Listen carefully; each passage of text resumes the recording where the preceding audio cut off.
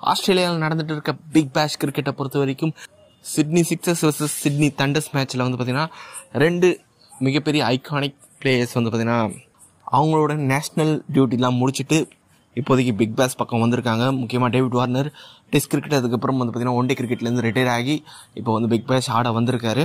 Steven Smith வந்து பார்த்தீங்கன்னா இப்போதைக்கு நேஷனல் டியூட்டி இல்லாததுனால அவர் வந்து பார்த்தீங்கன்னா பிக் பேஷ் ஆட வந்திருக்காரு. டேவிட் வார்னரோட என்ட்ரி அப்படியே வந்து பார்த்தீங்கன்னா KGF 2ல் ராக்கி பாய் வர மாதிரி ஹெலிகாப்டரில் வந்து பார்த்தீங்கன்னா சிட்னி கிரிக்கெட் கிரவுண்டில் லேண்ட் ஆகி செம ஒரு மாஸ் பண்ணிட்டாரு. அந்த ஒரு விஷயம் இப்போதைக்கு செம ட்ரெண்டிங்காக போயிட்டு இருக்கு.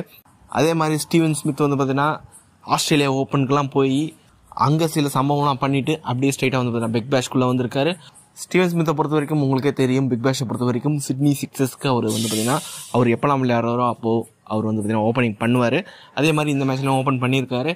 அதை பார்த்த டேவிட் வார்னர் நம்ம தான் இன்டர்நேஷ்னல் கிரிக்கெட்டை விட்டு ரிட்டையர் ஆகிட்டோம், இனிமேல் ஸ்டீவன் ஸ்மித் பேச்சுக்கா அப்படின்ற மாதிரி வந்து பார்த்தீங்கன்னா ஸ்டீவன் ஸ்மித்தை ஸ்லெட்ஜ் பண்ண ஆரம்பிச்சிட்டாரு.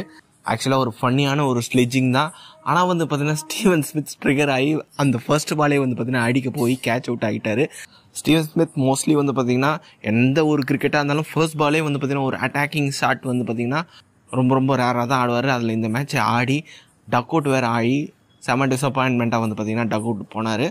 வார்னர் சும்மா காட்சி பண்ண ஒரு விஷயம் வந்து பார்த்தீங்கன்னா அவர் டீமுக்கு சக்ஸஸ்ஃபுல்லாக அமைஞ்சதுன்னே சொல்லி ஆகணும். ஆக மொத்தத்தில் இன்றைக்கி வந்து பார்த்தீங்கன்னா டேவிட் வார்னர் செம ஃபன் பண்ணியிருக்காரு. டேவிட் வார்னர் ஹெலிகாப்டரில் வந்து இறங்கினதை பற்றி நீங்கள் என்ன நினைக்கிறீங்க அப்படின்றதெல்லாம் வந்து பார்த்தீங்கன்னா கமெண்ட் பாக்ஸில் டைப் பண்ணுங்கள். இந்த வீடியோ பிடிச்சிருந்தா லைக் பண்ணுங்கள், ஷேர் பண்ணுங்கள். நம்ம சேனலை மறக்காமல் சப்ஸ்கிரைப் பண்ணி வச்சுக்கோங்க.